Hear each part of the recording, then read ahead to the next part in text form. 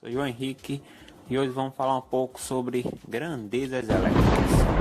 A primeira dela, corrente elétrica, que nada mais é que o fluxo de elétrons, partículas que carregam energia, passando por um fio, algo como a água que circula dentro de uma mangueira. Nesse caso, a água seria os elétrons, enquanto o fio condutor seria a mangueira. Se os elétrons se movimentam num único sentido, por exemplo, como está aqui,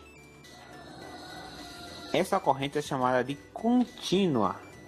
Agora, se os elétrons mudam de direção constantemente, estamos falando de uma corrente alternada.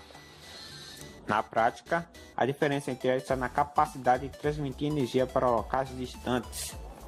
A energia que usamos em casa é produzida por alguma usina e precisa percorrer centenas de quilômetros até chegar às nossas casas.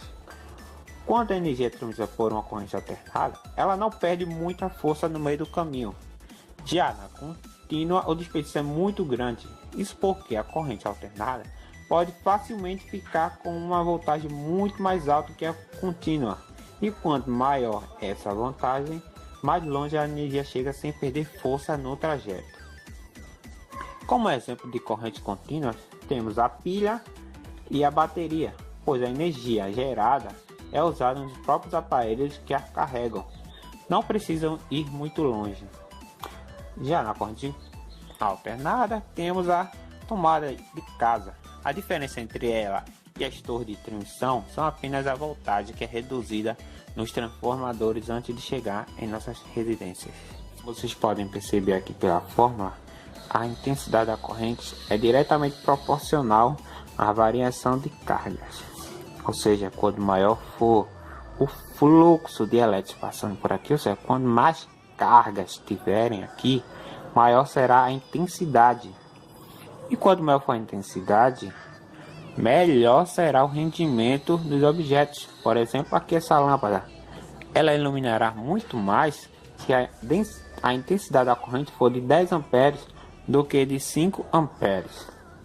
Mas para a corrente fazer esse percurso, precisamos de um negócio chamado tensão elétrica, também chamada de voltagem ou diferença de potencial. Pode-se comparar a corrente elétrica ao fluxo de água de um reservatório a outro. Para abastecer de uma região, o reservatório deve ser colocado no ponto mais alto do lugar, pois a água move-se por gravidade, do nível mais alto, com maior energia potencial, para o mais baixo, com menor energia potencial gravitacional. Como há diferença de nível entre o reservatório, forma-se um fluxo de água no cano que os une. A essa diferença de nível damos o nome de diferença de potencial gravitacional. Portanto, para que haja um fluxo de água, o reservatório deve ter entre eles uma diferença de potencial gravitacional. De maneira semelhante, para que haja corrente elétrica circulando pelo fio condutor de um circuito elétrico, deve haver uma diferença de potencial elétrico entre os terminais de um gerador, pilha ou bateria, por exemplo. Esses geradores apresentam um polo positivo, de maior potencial, e um polo negativo, de menor potencial. O sentido da corrente elétrica se dá do polo positivo, por exemplo, aqui do polo positivo, para o polo negativo, que tem uma menor energia potencial de resistência elétrica à oposição que os materiais oferecem à passagem da corrente elétrica. Então podemos dizer que os condutores oferecem uma baixa resistência, enquanto os isolantes uma maior resistência. A resistência também depende de outros fatores, como por exemplo comprimento e a espessura. Temos aqui o exemplo do corredor polonês. Se essa pessoa aqui fosse a corrente elétrica, você concorda comigo que quanto maior for seu caminho a percorrer, maior será a resistência? Pois, se ela fosse da sala 1, essa pessoa aqui, ela encontraria uma menor resistência do que uma pessoa fosse da sala 2. Agora, se esse corredor fosse maior, ou seja, se a espessura dele fosse maior, ele encontraria uma resistência menor, pois estaria mais afastado das paredes. Ou seja, comprimento e a espessura também contribui ou favorece para a resistência do material.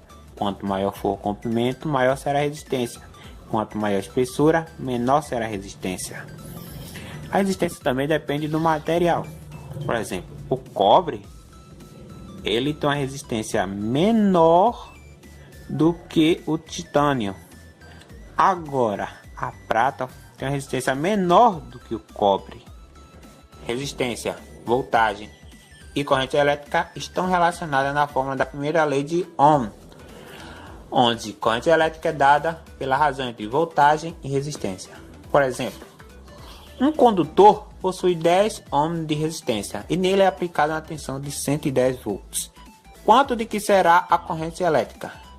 Utilizando a fórmula de corrente elétrica é igual a voltagem dividido pela resistência, temos que 110 volts dividido por 10 ohms é igual a 11 amperes.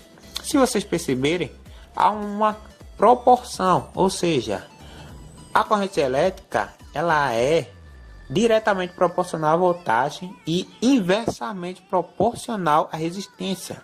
Isto é, se dobrarmos a voltagem, dobraremos também a corrente elétrica. Agora, se dobrarmos a resistência, acontece o inverso com a corrente elétrica.